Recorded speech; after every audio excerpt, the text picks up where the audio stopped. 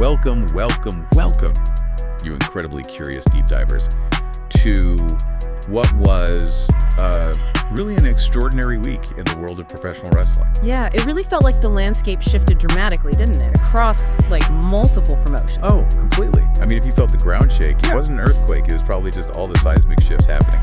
We had shocking title changes that left us absolutely gassed up. Intense rivalries just heating up like crazy. Unexpected debuts, pivotal character transformations.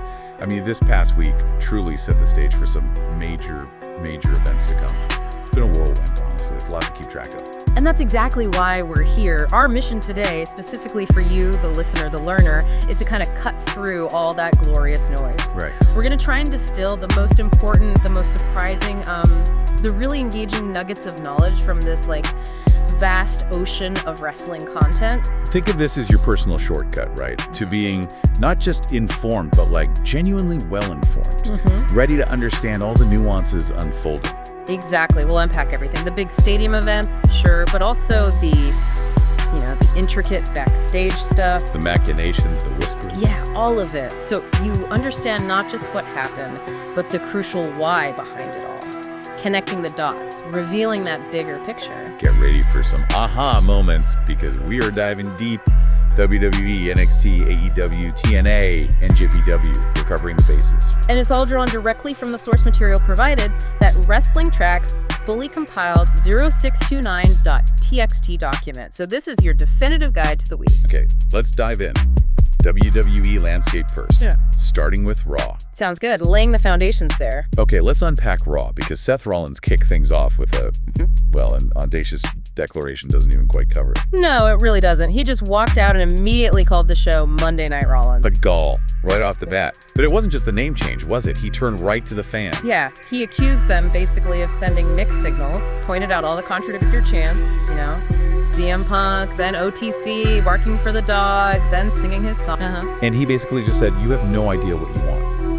And maybe more importantly, I don't care about what you want. Wow. That's a bold stance. Yeah. Polarizing, to say the least. It absolutely is. And what's fascinating, I think, beyond just the sheer audacity, is how he immediately starts blurring those lines. The traditional heel face thing. Totally. He then jumps from that dismissal straight into asserting his own fundamental influence, painting himself not just as a champ, but as the creator of the whole landscape. Yeah, he claimed Roman Reigns exists because of him, said Roman's dominant run was only possible because Seth laid the groundwork. Which is a wild claim. And he didn't stop there, CM Punk. Back because the company wanted to cash in on how much Seth hates CM Punk. Not because of the fans. That's almost meta, isn't it? Suggesting the whole company direction is based on his personal feelings? Pretty much. And Cody Rhodes. His second coming wouldn't have happened unless Seth put him on the map. He took credit for everything, said he was the first world champion, first NXT champion, and the kicker. Those things exist as they are because he built them in his image. He is the creator, he is the past, the present, and this is the future of this company. Whew. And then the Revolution bit, with his arm around Paul Heyman, saying they know a thing or two about Revolution. Yeah, promising to deal with opposition diplomatically, quote-unquote, until they push him too far. It's this weird mix of arrogance and almost anti-heroism. Like he's saying, I don't need your approval, I am the foundation. Exactly. He used LA Knight as the example, right? How Knight stuck his nose in their business, and he got a tsunami after tsunami after tsunami. Just a brutal warning. Which led perfectly into Braun Breaker's match against Penta. It did. And Rollins finished the promo, pointing right at that Money in the Bank briefcase. The finish line, the end game, and then it has and always will be Seth freaking Rollins. It wasn't just a promo. It was like a character manifesto, setting him up as the ultimate wild card. Completely. And speaking of Braun Breaker, he backed up those words, didn't he? Dominant win over Penta. Yeah. Penta started strong, with the Hurricanrana springboard crossbody, showed that lucha agility pushed Braun outside for a second. But Braun's power, his resilience, it was just too much. Took control pretty quickly. That suplex, the backbreaker, brutal. And that finish, the midair spear, Penta was just flattened. Done. And then Seth comes back out, stands over Penta. This is your one warning. Stay out of my way. Just chillin'. Reinforces that this group means business. No messing around. Definitely sets a tone. Okay, so moving on from that intense opening, what else stood out on Raw? backstage stuff, other segments. Well, first off, the Liv Morgan injury update. Corey Graves announced she'll miss several months' worth of action. Oof, that's tough. And that immediately impacts Judgment Day, right? Given her whole recent thing with Dom and stirring the pot within the group. Absolutely. Creates a vacuum, forces them to regroup, which we kind of saw Finn Balor trying to address later. And it wasn't just Judgment Day affected. AJ Styles was clearly frustrated. Yeah, he confronted Adam Pearce, found out Dom Mysterio was hurt, their match was off. AJ immediately accused Dom of ducking him. Just adds more fuel to that fire. More friction. Yeah. And the New Day weren't happy with Pearce either, right? Setting up their match against Finn and JD McDonough for next week. Seems like Pearce is juggling a lot of unhappy talent. He is. But one of the most talked about segments had to be that Goldberg sit-down interview. Oh, yeah, the pre-recorded piece. He was livid about Gunther disrespecting him in Atlanta in front of his family. Visibly outraged, said he wouldn't let it slide, doesn't care if he has one foot in the grave. Nobody talks to him like that. His intention was crystal clear. Make Gunther pay, beat the F out of Gunther, called it his life match ever. And Michael Cole threw in that interesting question. What if you win the title in your last match? Goldberg called it an interesting dilemma. It really ramps up the stakes icon versus dominant champ legacy on the line. If Goldberg's interview was fire, Gunther's response was pure ice. The audacity. Unbelievable, right? Dismissing Goldberg as a 50-year-old one-trick pony who cannot lace his boots. Just brutal. And that apology to Goldberg's wife and son for what he's going to do to the man that used to be Goldberg. Chilling stuff. Loaded with menace. His whole point was it's his responsibility to make sure that the legacy and the myth of Bill Goldberg forever dies. This isn't just a match. It's personal. It's generational. Every word feels like a punch. It really does. Meanwhile, Judgment Day was making moves backstage trying to regain their footing after Liv's injury. Right. Finn Balor giving Roxanne Perez a pep talk, predicting her Queen of the Ring win, maybe trying to pull her into their circle. Seemed like it. And he laid out plans for him and JD to go for the tag titles. Always about the gold with them. And crucially, he demanded Raquel Rodriguez, a women's tag champ, become the enforcer and make Rhea Ripley pay for what she did last week, trying to recruit power and get revenge. Ruthless strategy. We also had that brief backstage bit with Bayley and Lyra Valkyria. An argument. Then Bayley apologizes, promises Lyra a title shot if she beats Becky Lynch tonight. Yeah, immediately teases future implications for that women's Intercontinental title. More evolving alliances, potential betrayals, adds layers. And speaking of titles and tournaments, the Queen of the Ring semifinal. Jade Cargill versus Roxanne Perez. Power versus agility, basically. Roxanne, tried to be tactical, rolled out, slapped Jade. Cunning stuff. Jade's power was just overwhelming in the end. Some back and forth. Roxanne got some offense in, but Jade hit that jaded finisher. Done deal. And the post-match face-off with Asuka, her final opponent, set the stage nicely. Contrasting styles ready to clash. We also saw Sami Zayn still kind of processing that SmackDown loss. Only to get immediately confronted by Karrion Kross and Scarlett, that ominous presence. And Kross just hits him with "You'll never be world champion," right for the jugular, targeting Sami's biggest dream. Which, naturally, enraged Sami. He punched Kross, match made official. But then Kross and Scarlett just laughing, Kross saying he got him. Feels like Sami walked right into a psychological trap. Very unsettling. The women's IC title match, Becky versus Bayley, got pretty brutal too. Super physical, spilled outside, Becky using chairs, threw Bayley over the announce table, showing a more aggressive side. And then Lyra interferes, trying to help Bayley, but it backfires, causes a DQ win for Becky. Exactly. Bayley was furious with Lyra. Good intentions, bad outcome, creates instant tension between them, complicates that potential alliance. And then, holy cow, that moment with Penta and Chad Gable. Oh, man. Gable doing his usual condescending thing, mocking Penta's loss to Braun. And Penta just snapped Gable's arm. Brutal. Unexpected. That's got to be a major feud starting right there. Significant injury angle. Absolutely. Yeah. And Raquel Rodriguez wasn't holding back either. Called out Rhea Ripley, pulled out a table, pure fury. And put Rhea through it with the Tejada bomb. Then Pierce confirms their match. That rivalry between those two powerhouses just keeps escalating. Yeah, intense stuff. And the King of the Ring semifinal, Cody Rhodes versus Jey Uso. What a match. Total highlight. Really competitive, emotional, two huge fan favorites. Started with that respectful handshake. Set the tone perfectly. Then just back and forth, incredible near falls, signature moves trading, Samoan drop, Cody cutter, spear, crossroads. Had you on the edge of your seat. Cody got the win in the end, setting up that final with Randy Orton. And the post-match handshake. Powerful moment. Mutual respect despite the high stakes. Really well done. Okay, should we shift over to NXT? That show was packed too. Yeah, let's do it. NXT felt like it had a bit of everything. Titles, factions, unexpected terms. For sure.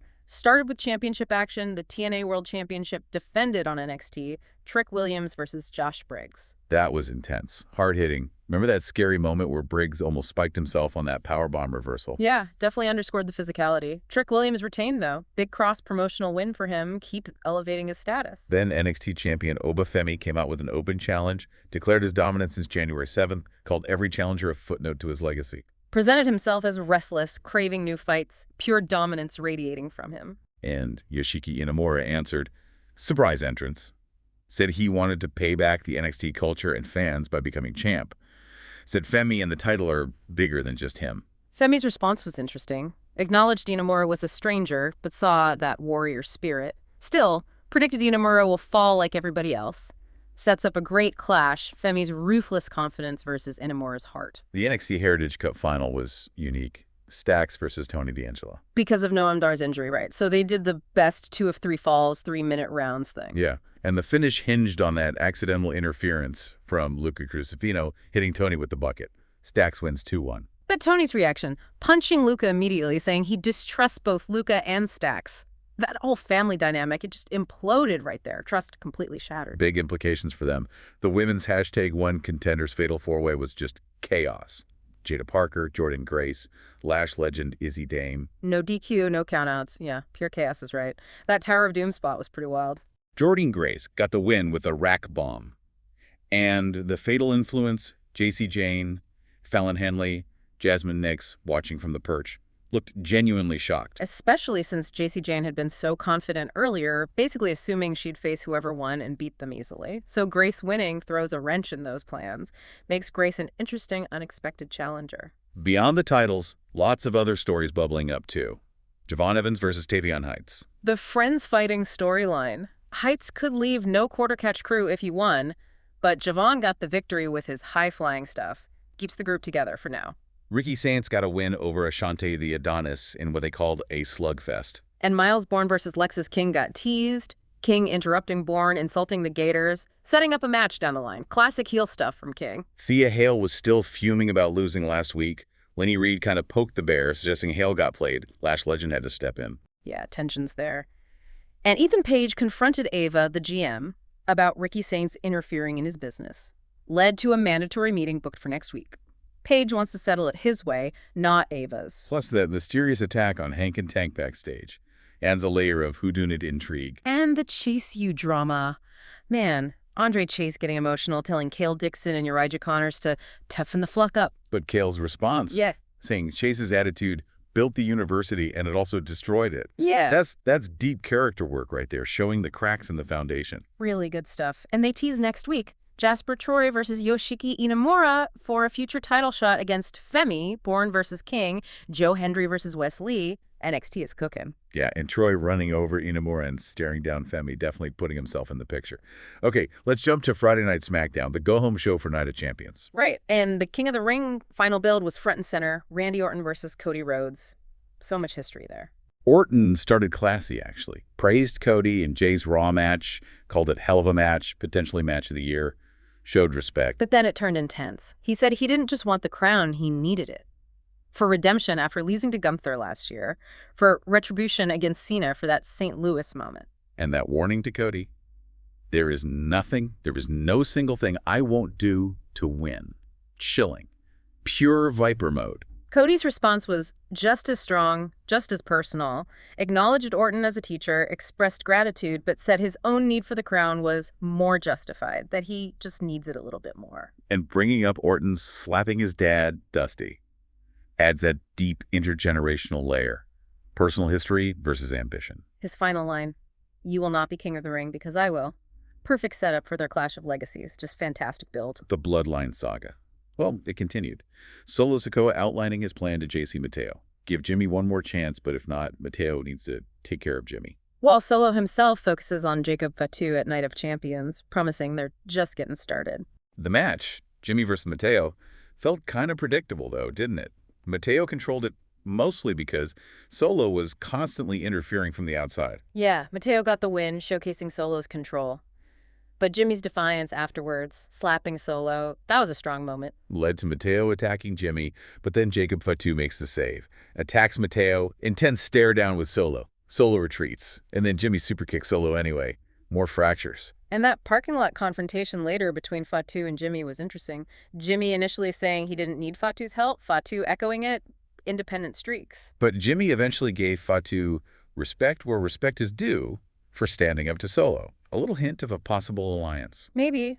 Fatu's advice was pragmatic. If Jimmy just gets in where he fits in, then they're going to be all right. Leaves you wondering about the future, if a new unit might form against Solo. In the women's division, big title change. Julia beat Zelina Vega for the WWE Women's U.S. Championship. Fresh blood there.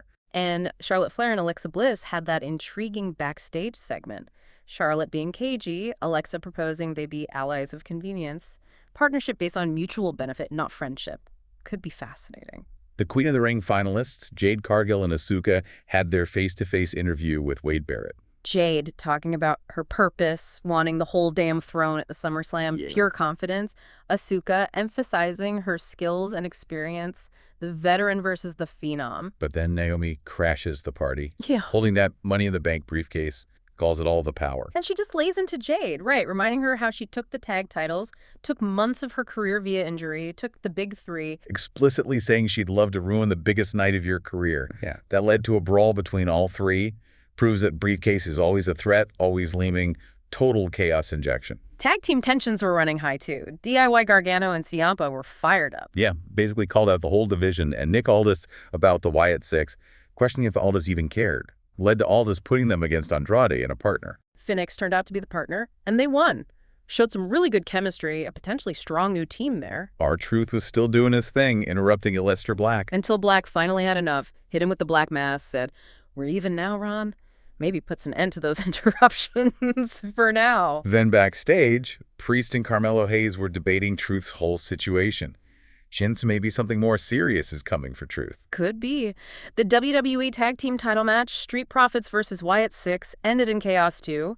Las Garza interfered, attacked Dawkins, DQ finish. And then it just exploded. Yeah. DIY, Fraxium, Motor City Machine Guns, Las Garza, Rowan, Uncle Howdy, everyone brawling. Street Profits stood tall at the end, but man, that division is a powder keg. It really is. And the Women's Championship Last Woman Standing match. Tiffany Stratton versus Nia Jax. Brutal. Absolutely brutal. Kendo sticks, chairs, tables, the announce table. They used everything. And Naomi tried to cash in Money in the Bank mid-match. Created huge drama. The Tiffany was incredibly resourceful. Used the briefcase itself as a weapon against both Naomi and Nia. And she got the win by putting Nia through 2 tables on the floor, retained her title, showed incredible resilience, cunning, solidified her as a really tenacious champ. Then the final exchange. Cena and Punk. Building to Night of Champions. Masterclass. Cena came out first, right? Super arrogant, called himself a winner, Punk a loser, Night of Champions, just a formality, oozing that heel confidence. But Punk's Punkonomics rebuttal, legendary, instantly iconic, coming out to Cena's old theme, Punk Life on the Tron. Brilliant. And the promo itself, just savage Cena. The rap skills diss Timu Macklemore, but with Mackleless rhythm.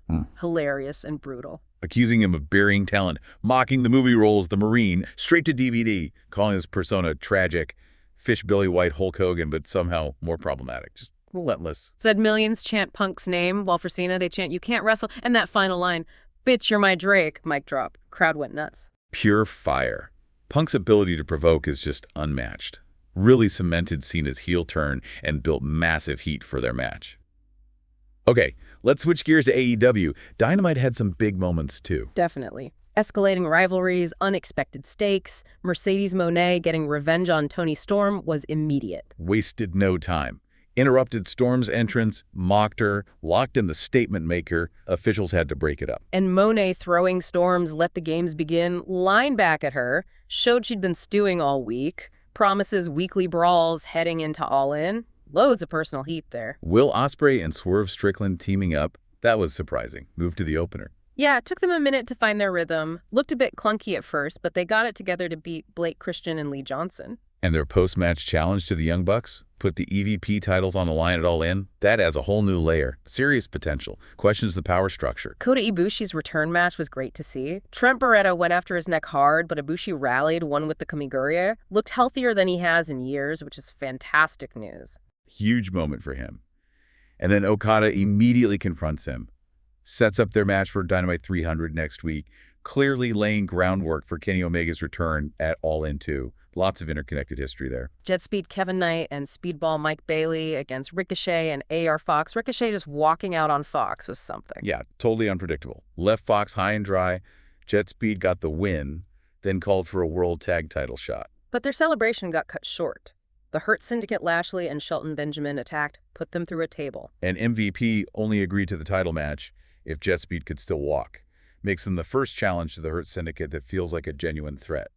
Big escalation in the tag division. MJF announced he wants in a Casino Gauntlet qualifier, looking for the easiest path to the world title. But Mark Briscoe shuts him down, interrupts, embarrasses him on the mic, shows the unpredictability. Maybe MJF's path won't be so easy after all. The men's Casino Gauntlet #1-spot 4-way was chaotic but fun. Awesome run of in-ring action, good chemistry. Mark Briscoe won, beating Strong, Bandito, Takashita. Nice little win for Briscoe after some losses, but yeah, feels like he'll play a heavy role in the gauntlet rather than winning it all. He's the first obstacle. Women's Gauntlet #1-spot 4-way saw Chris Statlander win with Saturday Night Fever, thanks to a distraction from Marina Shafir and Wheeler Yuta. Athena looked great.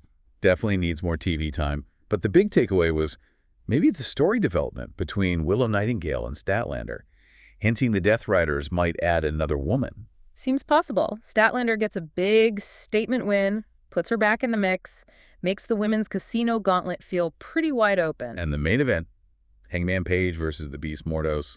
Page wins with the Buckshot Lariat. But the aftermath was the story. Lights out. Young Bucks hit Page with the EVP trigger. Nice visual callback to the Swerve attack. Then the Death Riders, Moxley, help out, choking Hangman with a chain. Brutal betrayal. The Ops and Ospreay made the save. But yeah, the segment felt solid, but maybe didn't quite hit that next level emotionally. Left you wanting a bit more from that moment. Agreed.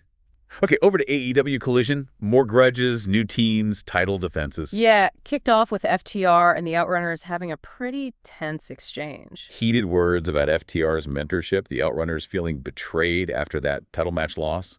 Dax called them a joke, a meme. Truth Magnum fired back, defended the fans believing in them, led to a match challenge for next week in Ontario. High stakes, loyalty versus resentment. Christian Cage and Nick Wayne debuted as a tag team. The father and son dynamic. Yeah. Beat Big Bill and Brian Keith. Christian controlled things, the veteran strategist. Yeah. His intervention led to Nick Wayne getting the decisive kick and the win. Showcases Christian's influence, shaping Wayne. Josh Alexander sent a direct warning to Adam Cole before their TNT title match. Targeted the bad ankle, said Cole wouldn't be walking out, set the physical stakes clearly. Then MVP confronted the patriarchy, acknowledged Cage's legacy, but dismissed Wayne as just a kid. Christian's response was classic Cage. Called MVP, not even a good criminal, said I run AEW. Pure arrogance.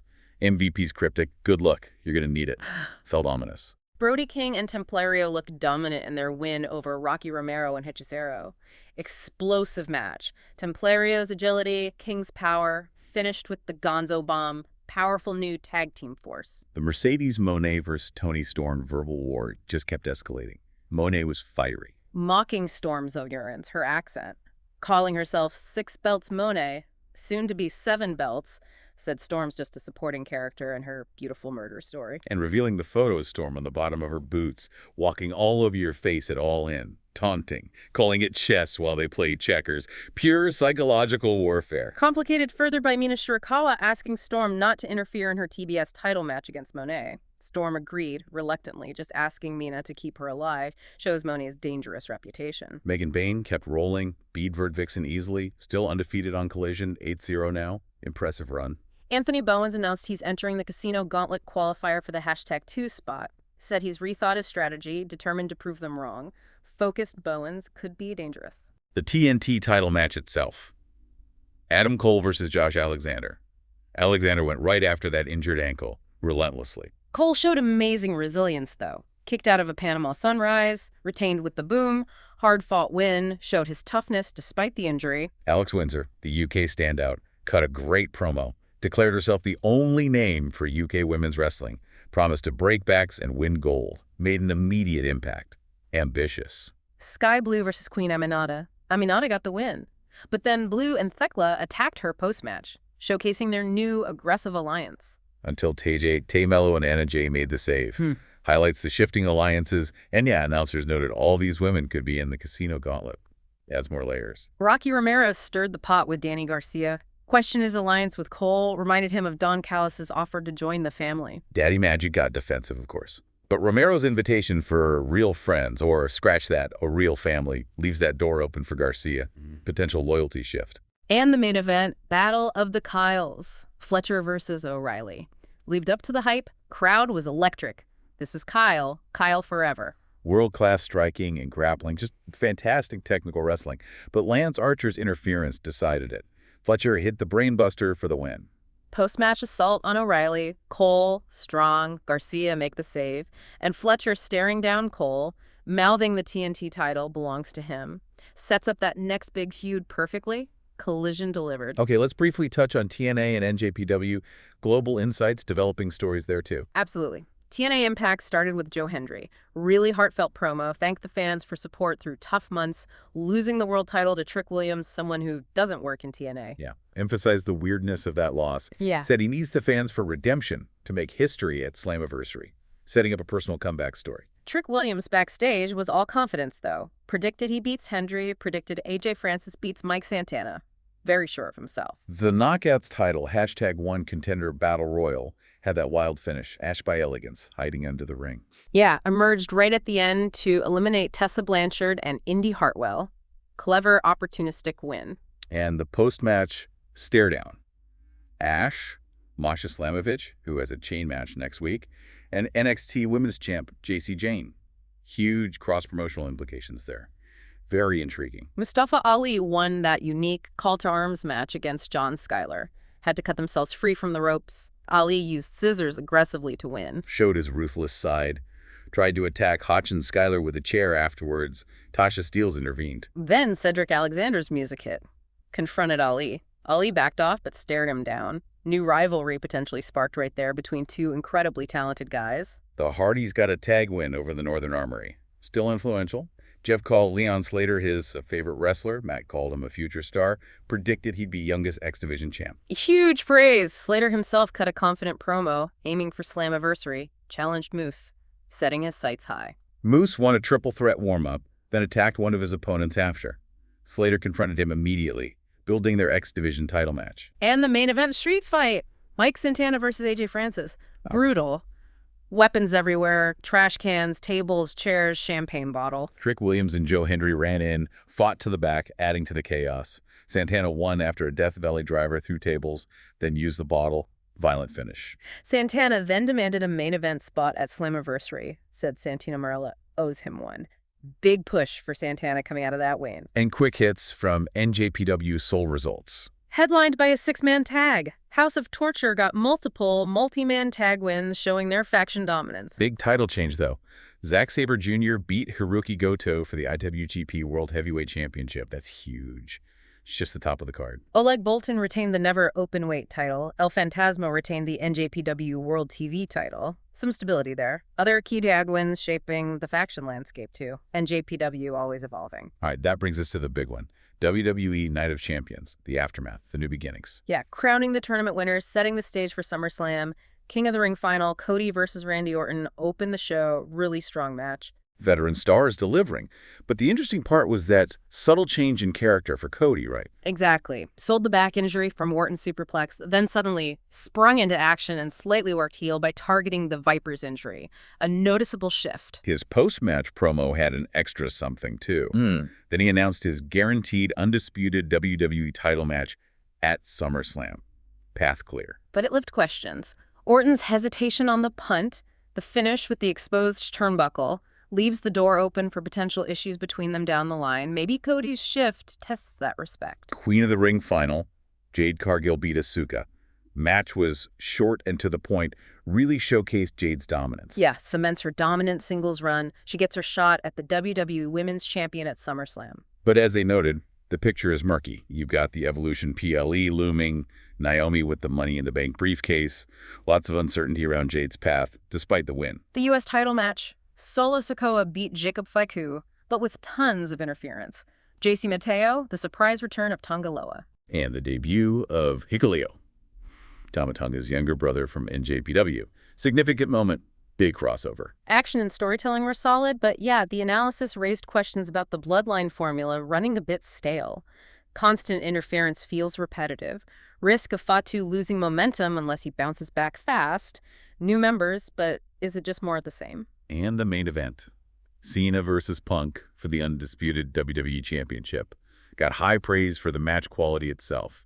Headed for an A or A+ rating, worthy of their epic rivalry. Bakata's finish.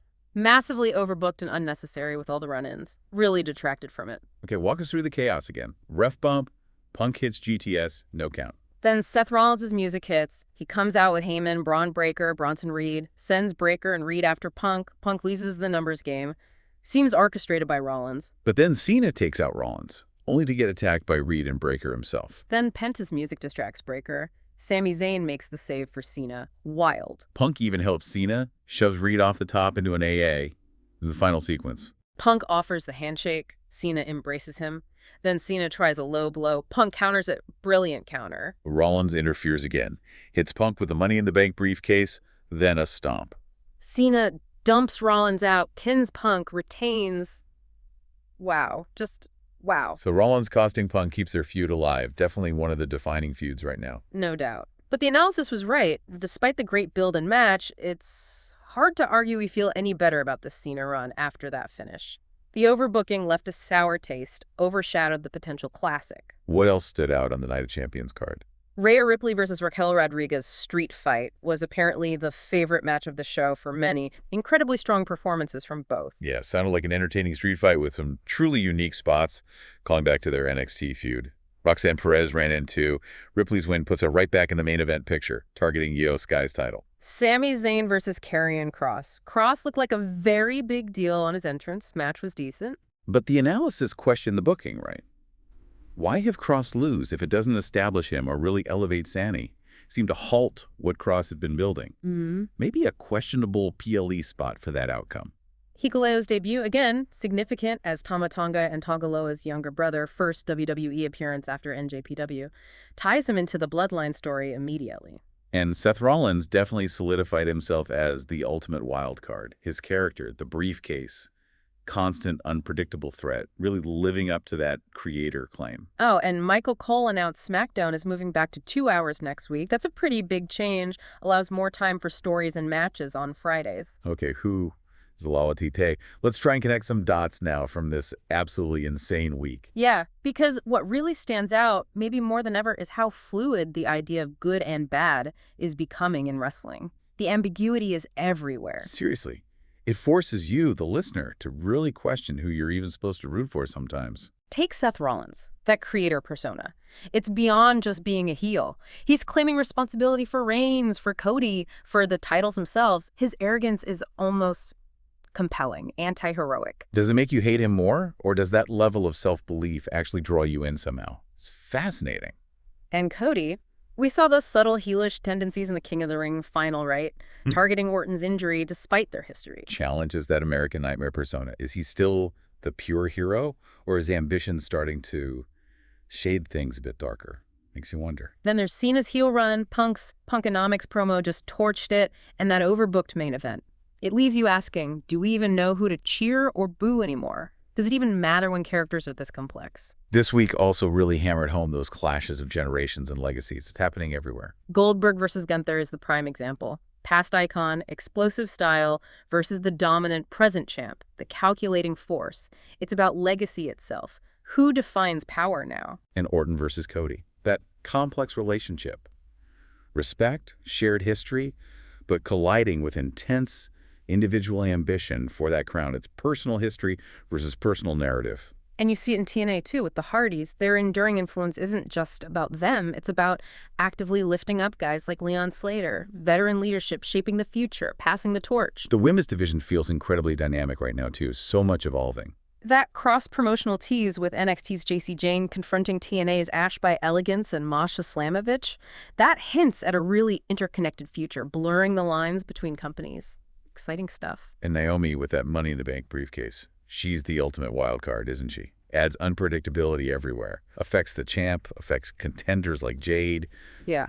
It's a ticking time bomb. It really is. A game of chess, as Mercedes Moné put it. Her feud with Toni Storm in AEW is exactly that calculated, psychological, every move designed to break Storm down. Plus, Chris Statlander's win puts her back in the main event mix in AEW. The women's divisions across the board feel deep and full of potential rivalries. And finally, faction warfare. It drove so much of the narrative this week. The Bloodline's internal strife. Solo trying to cement leadership, Jimmy defying him, Fatu rising. But is the formula getting stale? Does the constant interference mask a lack of real evolution? Needs a twist, maybe? The Hurt Syndicate in AEW looks like a dominant force now. Lashley, Benjamin MVP, aggressively expanding, challenging top teams. They feel like a major threat. Judgment Day is reshuffling after Liv's injury. Finn stepping up, focusing on multiple titles. Showing their adaptability, their ambition hasn't faded. And just new alliances, shifting loyalties everywhere. Ospreay and Swerve teaming up, factions like the Don Callis family, the Patriarchy, creating these complex webs. You never know who's aligned with who. That chaotic multi-team brawl on SmackDown involving the Street Profits, Wyatt Six, and everyone else. Perfect example of the intensity and unpredictability in the tag divisions. Alliances form and shatter instantly. Man, this past week really did underscore the depth, the drama, the interconnectedness of the whole wrestling world. From Seth's strategic brilliance to Joe Hendry's emotional journey, the brutal battles at Night of Champions, every single moment feels like it's shaping what comes next. So thinking about all this, given the increasing complexity, right, where heroes like Cody show darker edges, targeting injuries, and villains like Seth claim to be benefactors, building things in their image, what does it actually mean to be a face or a heel today? Yeah, how do these really nuanced character arcs challenge your own perceptions of good versus evil in sports entertainment? And what does it say about that evolving relationship between the performer and the audience, where those lines just keep getting blurrier and blurrier? It's something to think about. We definitely encourage you to maybe rewatch some of these moments, those promos, see how these complex characters develop in the coming weeks. Pay close attention to how these portrayals are redefining fan allegiance, because honestly, the future of wrestling storytelling feels richer and way more unpredictable than ever before. Thanks for joining us for this deep dive.